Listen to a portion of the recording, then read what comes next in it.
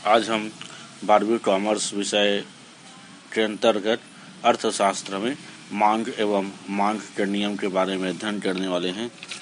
इसके बारे में अपन पहले भी बतला चुके हैं। अब आते हैं मांग के नियम लागू होने के कारण।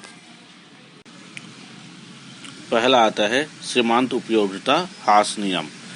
इस नियम के आधार पर उपभोक्ता द्वारा वस्तु की जितनी अधिक इकाइयाँ खरीदी जाती है, उन इकाइयों से मिलने वाली उपयोगिता क्रमशः घटती जाती है। अतः वस्तु की कीमत कम होने पर भी उपभोक्ता द्वारा वस्तु की मांग अधिक की जाती है।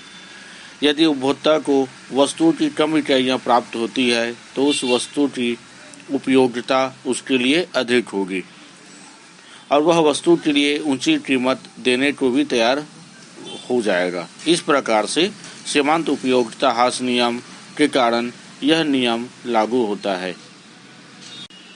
सीमांत उपयोगिता ह्रास नियम से तात्पर्य यह होता है कि जैसे जैसे किसी वस्तु की उत्तरोत्तर इकाइयों का उपयोग करते जाते हैं, उनसे मिलने वाली उपयोगिता धीरे धीरे कम होने लगती है। अतः वस्तु की कीमत कम होने पर भी उपभोक्ता द्वारा वस्तु की मांग अधिक की जाती है। इसी प्रकार से यदि उपभोक्ता को वस्तु की कम इकाइयाँ प्राप्त होती है तो वह उस वस्तु की उपयोगिता उसके लिए अधिक होगी और वह उस वस्तु के लिए अधिक से अधिक मूल्य देने के लिए तैयार रहता है। इस प्रकार से सीमांत उपयोगिता ह्रास नियम के लिए यह नियम लागू होता है। इसके बाद आते हैं दूसरा आय मांग। आय मांग से तात्पर्य किसी वस्तु की कीमत कम होती है तो उस वस्तु को उपभोक्ता उतनी मात्रा में उपभोग करने हेतु कम मुद्रा व्यय करनी पड़ती है। इसी प्रकार से उपभोक्ता की वास्तविक आय में वृद्धि हो जाती है। वास्तविक आय में हुई वृद्धि को उपभोक्ता उसी प्रकार की अधिक मात्रा खरीदने पर व्यय करता है, जिसके कारण उस वस्तु की मांग बढ़ जाती है। इसे आय प्रभाव के नाम से जाना जाता है। इसी प्रकार से वस्तु की कीमत में वृद्धि उपभोक्ता की आय में कमी के समान होती है। उपभोक्ता को उस वस्तु पर किए जाने वाले व्यय में कमी करनी पड़ती है, अर्थात वस्तु की मांग घट जाती है। तीसरा, प्रतिस्थापन प्रभाव। जब अन्य संबंधित वस्तुओं की कीमतें स्थिर रहती है तथा किसी एक वस्तु की कीमत कम होती है तो उपभोक्ताओं को उस वस्तु विशेष की कीमत कम लगने लगती है। अतः उपभोक्ता अन्य वस्तुओं के स्थान पर उस वस्तु का प्रतिस्थापन करने लगते हैं, जिससे उस वस्तु विशेष की मांग बढ़ जाती है। इसे प्रतिस्थापन प्रभाव के नाम से जाना जाता है। इसी प्रकार यदि एक वस्तु की कीमत बढ़ जाती है तथा अन्य संबंधित वस्तुओं की कीमतें यथास्थिर रहती है तो उपभोक्ता उस वस्तु के स्थान पर अन्य वस्तुओं का प्रयोग करने लगते हैं और उस वस्तु की मांग घट जाती है। चौथा आते हैं कीमत प्रभाव।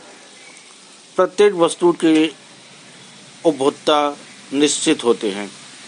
जब किसी वस्तु की कीमत कम हो जाती है तो नए उपभोक्तागण उस वस्तु का उपयोग करना प्रारंभ कर देते हैं। अतः नए खरीदारों की संख्या बढ़ जाने के कारण उस वस्तु की मांग बढ़ जाती है।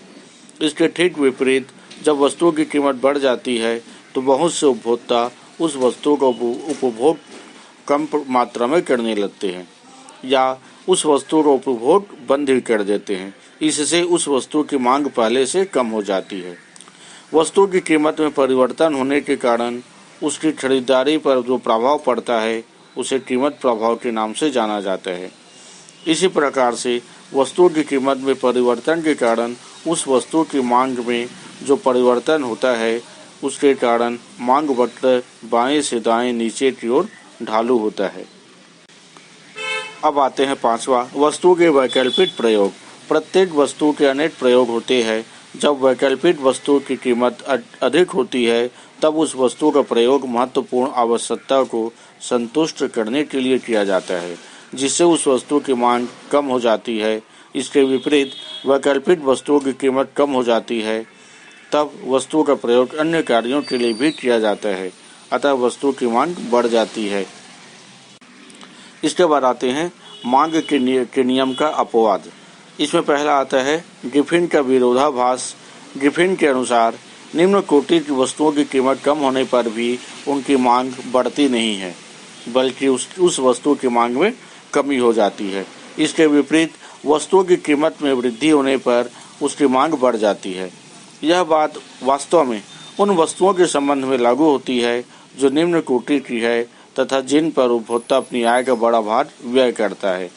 ये वस्तुएं गिफिन की वस्तुएं कहलाती है। इन वस्तुओं का ऋणात्मक आय प्रभाव इतना अधिक शक्तिशाली होता है कि वह धनात्मक प्रतिस्थापन प्रभाव को समाप्त कर देता है। इससे उपभोक्ता कीमत कम होने पर भी वस्तु की कम मात्रा में एवं कीमत अधिक होने पर अधिक मात्रा में उन वस्तुओं को खरीदते हैं। दूसरा, मिथ्या आकर्षण। कुछ वस्तुएं ऐसी होती है जो व्यक्ति को समाज में प्रतिष्ठा दिलाती है, जैसे आभूषण, हीरे जवाहरात आदि। अतः ऐसी वस्तुओं की कीमतों में वृद्धि होने पर धनवान व्यक्ति अपने धन का प्रदर्शन करने के लिए वस्तुओं को खरीदने लगते हैं। इससे इन दिखावे वाली वस्तुओं की मांग कीमत बढ़ने पर भी बढ़ जाती है। इसके ठीक विपरीत जब वस्तुओं की कीमत कम हो जाती है तो ये प्रतिष्ठा मूलक अथवा प्रदर्शन की वस्तुएं नहीं रह जाती।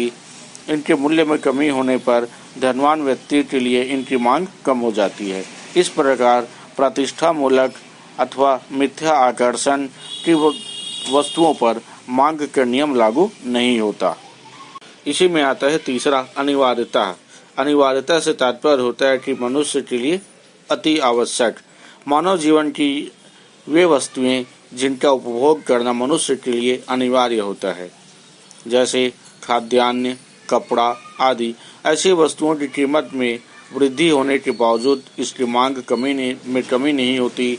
अतः ऐसी दशा में मांग के नियम लागू नहीं होता, क्योंकि उपभोक्ता को उतनी वस्तु का उपभोग तो करना ही पड़ता है जितना जीवन के लिए आवश्यक हो।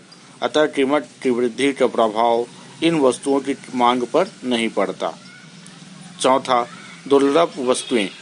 यदि उपभोक्ता को किसी वस्तु के भविष्य में दुर्लभ हो जाने का आशंका हो तो कीमत के बढ़ जाने पर भी उसकी मांग बढ़ जाती है। जिस प्रकार से खाड़ी युद्ध के समय तेल या खाद्यान्नों के संबंध में यह सिद्ध हो चुकी है। पांचवा, विशेष अवसर पर। मांग का नियम कुछ विशेष अवसरों पर लागू नहीं होता, जैसे शादी, त्योहार या किस विशेष अवसर पर यह नियम लागू नहीं होता। इन अवसरों पर वस्तुओं की कीमत बढ़ जाने पर भी मांग बढ़ती है। यदि संक्रामक रोग फैल जाए तो मछली की कीमत में कमी होने पर भी उसकी मांग में कमी हो जाती है। वर्तमान में जिस प्रकार से कोरोना फैला हुआ है, उसके तहत इस त्यौहार होली के त्यौहार के अवसर पर भी देखने को मिला था कि मुर्गे की कीमत में कमी होने पर भी उसकी मांग में कोई परिवर्तन नहीं आया था, बल्कि उस मुर्गे की मांग में वृद्धि नहीं हुई थी। छठवां, औद्योगिक तेजी एवं मंदी। औद्योगिक तेजी एवं मंदी के समय भी मांग का नियम लागू नहीं होता। औद्योगिक तेजी के समय लोगों को अधिक से अधिक रोजगार के अवसर मिलने लगते हैं, जिससे समाज में लोगों की आय अप्रत्याशित रूप से बढ़ जाती है और इस कारण कीमतें बढ़ जाने पर भी लोग वस्तुएं अधिक मात्रा में खरीदने लगते हैं। वहीं दूसरी ओर औद्योगिक मंदी के समय कीमतें कम होने पर भी बाजार में वस्तुओं की मांग कम हो जाती है। इस प्रकार से मांग के नियम लागू होने के कारण और मांग के नियम के अपवाद को अपन अध्ययन कर चुके हैं। इसके बाद आते हैं मांग में परिवर्तन, मांग में विस्तार तथा संकुचन। किसी वस्तु की कीमत में कमी होने के कारण उस वस्तु की अधिक मात्रा खरीदी जाती है तो उसे मांग का विस्तार कहते हैं। इसके ठीक विपरीत अन्य बातें समान रहने पर जब वस्तु की कीमत में वृद्धि के कारण उस वस्तु की पहले से कम मात्रा खरीदी जाती है तब उसे मांग का संकुचन कहते हैं।